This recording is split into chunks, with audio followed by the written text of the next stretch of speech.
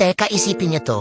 After 100 years, so sa taong 2124, probably lahat tayo nasa huhay na, pati yung pamilya at mga kaibigan natin. Mga strangers na rin yung titira sa bahay natin, pinaghirapan natin ng sobra. And lahat ng pamamay-ari na meron tayo ay mapupunta na rin sa ibang tao. May chance din na lahat ng material na bagay na meron tayo is either natapon na or nasira na. Ultimo yung sasakyan na pinag-ipunan natin para mabili. Yung mga anak ng mga anak natin, for sure hindi na tayo kilala ng mga yun. Or hindi na tayo maalala. Di ba madami nga sa atin na hindi naman kilala yung mga tatay ng mga lolo't lola natin? After natin mawala sa mundo na to, maalala pa din naman tayo ng mga ilang taon. Then pagtapos noon, magiging larawan na lang tayo na nakasabit sa pader. Then after ilang dekada, yung mga picture natin at yung mga bagay na nagawa natin, magiging parte na lang siya ng history ng pamilya natin.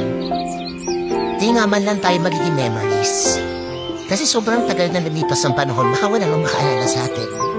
So, the bottom line is, you only get to live once.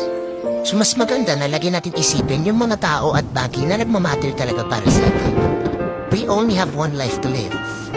So, let's choose to make the most out of it. And only enough you.